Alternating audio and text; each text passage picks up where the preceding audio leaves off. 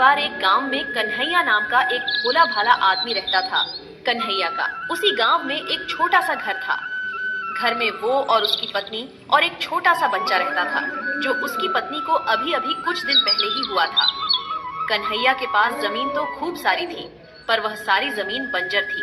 उस जमीन पर कोई भी फसल नहीं हो पाती थी, जिस कारण वह अपना घर चलाने के लिए एक मुनीम जी के घर पर काम करता था।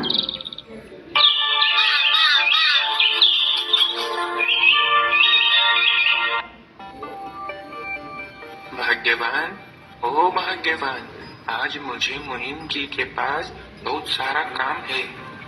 आज मुनीम जी का अनाज बाहर शहर बिकने को जाएगा, तो मैं आज खाना खाने नहीं आ पाऊंगा। तो तुम आज मेरा खाना किसी के भी हाथ मुनीम जी के घर तक पहुंचा देना। फिर कन्हैया मुनीम जी के घर पर काम के लिए निकल जाता है।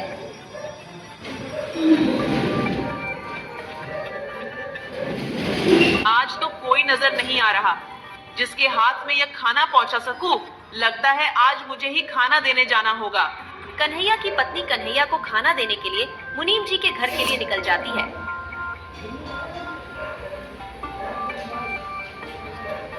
मगर रास्ते में उसे एक सांप काट लेता है।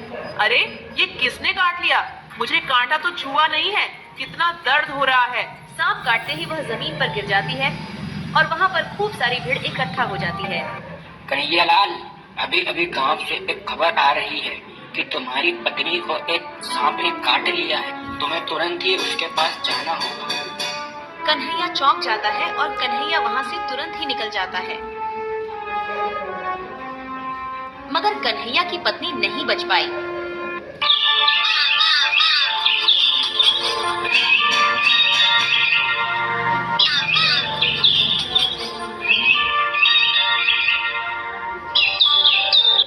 सब खत्म हो गया। तुम मुझे और अपने इस बच्चे को अकेला ही छोड़ गई। अब इस बच्चे को मैं कैसे पालूंगा?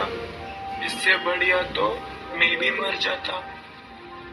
अपनी पत्नी के गुजर जाने के दुख में कन्हैया खूब दुखी हो रहा था।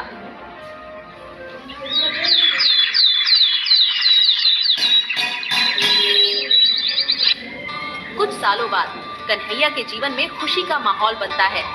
राजेश बेटा अब तक खूब बड़ा हो चुका था और उसकी बिजली विभाग में सरकारी नौकरी लग चुकी थी। आज बेटा तुझे लड़की वाले देखने आ रहे हैं। आइए आइए, आपका स्वागत है मेरे छोटे से घर में। राजेश को लड़की वाले देखने के लिए आते हैं और राजेश का रिश्ता नंदिनी के साथ पक्का हो जाता है। फिर कन्हैया अपने बेटे की शादी बड़े ही धूमधाम से करता है। फिर शादी के कुछ दिन बाद, नंदिनी, ये लो पैसे, जरा अलमारी में रख देना। अरे बाप रे, इतने सारे पैसे! बेटा राजेश, तू इतने सारे पैसे कहाँ से लाया? तेरी तो इतनी तनख्वाह भी नहीं है। अरे पिताजी, ये तनख्वाह नहीं है। अब मैं तुम्हें कैसे समझाऊं? पिताजी, इसे अंग्रेजी भाषा में कमीशन कहते हैं। मतलब तू लोगों से घूस लेने लगा है? और क्या पिताजी? बेटा, तुझे तेरी माँ के गुजर जाने के बाद भी मैंने तुझे पढ़ाया लिखाया और इतनी बढ़िया नौकरी के काबिल बनाया, और आज तू उसी कुर्सी का फायदा उठाकर गरीब लोगों से घूस ले रहा है। तुम्हें क्या पता पिताजी, ईमानदारी के रास्ते पर चलने वाला हमेशा पीछे रह जाता है। आजकल जो ईमानदारी के रास्ते पर चलता है वो हमेशा पीछे ही रह जाता है।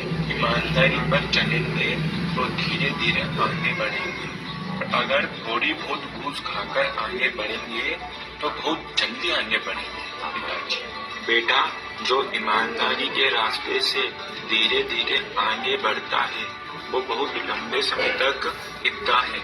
जो ये घूस खाकर आगे बढ़ता है वो बहुत ही जल्दी बर्बाद होता है। और आगे तेरी मर्जी।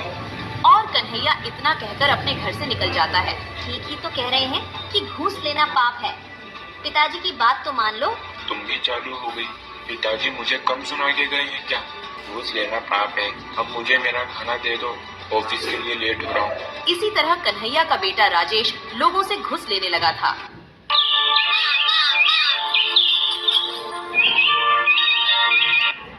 वह हर रोज ढेर सारे पैसे लाने लगा, पर कन्हैया को बिल्कुल भी पसंद नहीं था।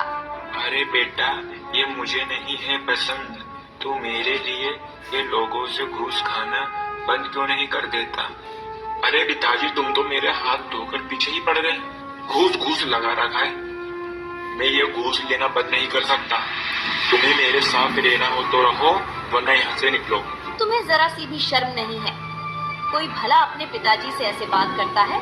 क्या वो क्या गलत कह रहे हैं? ठीक ही तो कह रहे हैं कि घूस लेना पाप है। कोई ये पाप वाप नहीं है। आजकल सब ऐसे ही काम करते हैं।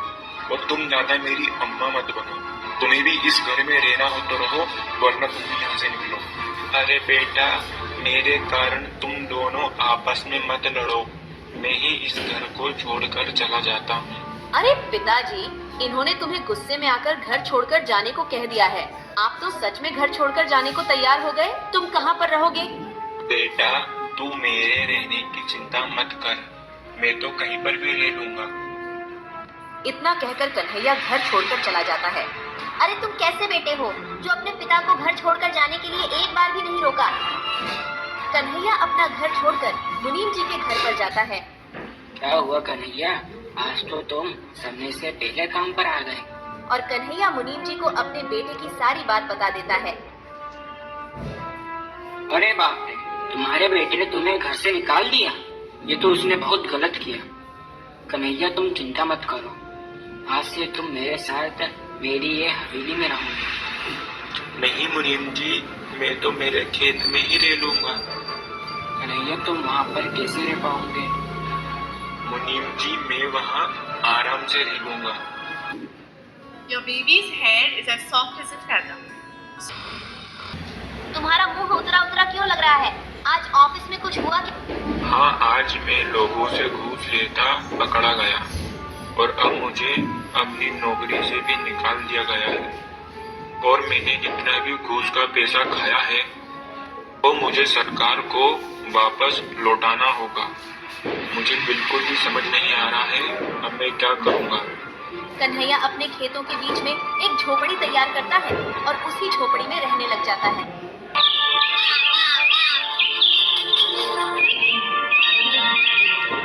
मुनीम जी कन्हैया से मिलने उसकी झोपड़ी पर जाते हैं। अरे मुनीम जी, आज तुम्हारा ये मेरी झोपड़ी में कैसे आना हुआ? अरे कन्हैया, आज तुम्हारे लिए एक खुशखबरी है। अरे जो तुम्हारी बंजर जमीन थी ना, वो एक फैक्ट्री निर्माण के काम के लिए खरीदी जा रही है, पूरे 5 लाख रुपए में। क्या 5 लाख रुपए?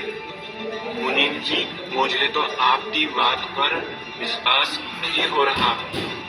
अरे मेरी बात पर भरोसा करो, मैं सच कह रहा हूँ। ऊपर वाले ने मेरी सुन ली।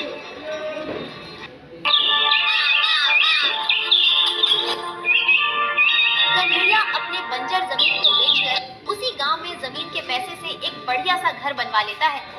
और उधर सरकार द्वारा पैसे लेने के बावजूद सरकार उनका घर भी जब्त कर लेती है, जिस कारण राजेश और नंदिनी को घर खाली करके जाना पड़ा।